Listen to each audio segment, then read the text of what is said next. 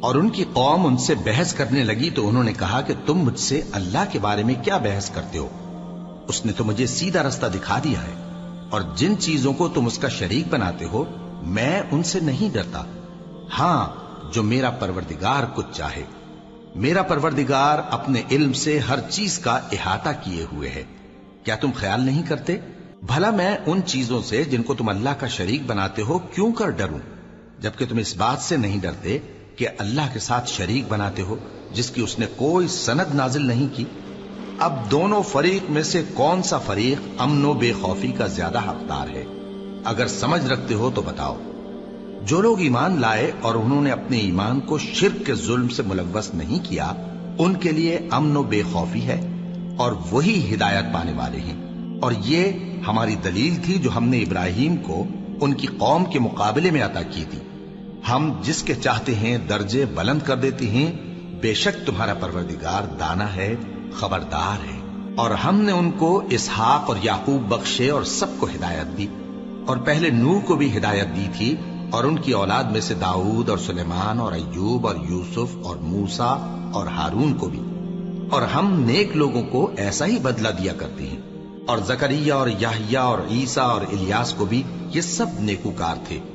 اور اسماعیل اور الیسع اور یونس اور لوط کو بھی، اور ان سب کو دنیا جہاں کے لوگوں پر فضیلت بخشی تھی، اور بعض کو ان کے باپ دادوں اور اولاد اور بھائیوں میں سے بھی، اور ان کو برگزیدہ بھی کیا تھا اور سیدھا رستہ بھی دکھایا تھا۔ یہ اللہ کی ہدایت ہے، اس پر اپنے بندوں میں سے جسے چاہے چلائے۔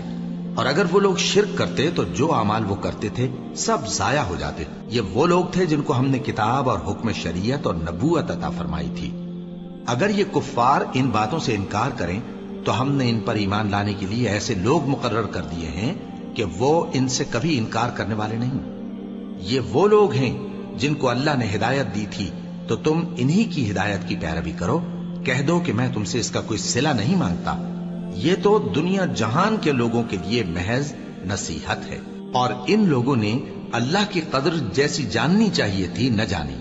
جب انہوں نے کہا کہ اللہ نے کسی انسان پر وحی اور کتاب وغیرہ کچھ بھی نازل نہیں کیا، کہو کہ جو کتاب موسیٰ لے کر آئے تھے اسے کس نے نازل کیا تھا، جو لوگوں کے لیے نور اور ہدایت تھی، اور جسے تم نے علیحدہ علیحدہ اوراق پر نقل کر رکھا ہے کہ ان کے کچھ حصے کو تو ظاہر کرتے ہو اور اکثر کو چھپاتے ہو۔ اور تم کو وہ باتیں سکھائی گئیں جن کو نہ تم جانتے تھے اور نہ تمہارے باپ دادا۔ کہہ دو اس کتاب کو اللہ ہی نے نازل کیا تھا، پھر ان کو چھوڑ دو کہ اپنی بیہودہ بکواس میں کھیلتے رہیں۔ اور ویسی ہی یہ کتاب جسے ہم نے نازل کیا ہے بابرکت، جو اپنے سے پہلی کتابوں کی تصدیق کرتی ہے، اور جو اس لیے نازل کی گئی ہے کہ اے نبی تم مکے اور اس کے آس پاس کے لوگوں کو آگاہ کر دو۔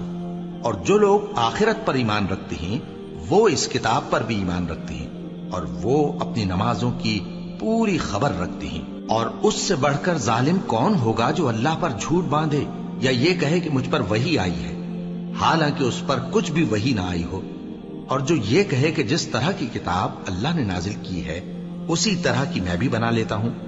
اور کاش تم ان ظالم یعنی مشرک لوگوں کو اس وقت دیکھو جب موت کی سختیوں میں مبتلا ہوں، اور فرشتے ان کی طرف ہاتھ بڑھا رہے ہوں کہ نکالو اپنی جانیں، آج تم کو ذلت کے عذاب کی سزا دی جائے گی، اس لیے کہ تم اللہ پر جھوٹ بولا کرتے تھے اور اس کی آیتوں سے سرکشی کرتے تھے۔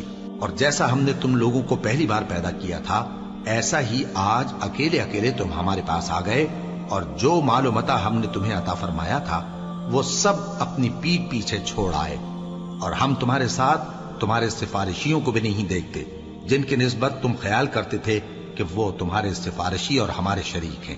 آج تمہارے آپس کے سب تعلقات منقطع ہو گئے، اور جو دعوے تم کیا کرتے تھے سب جاتے رہے۔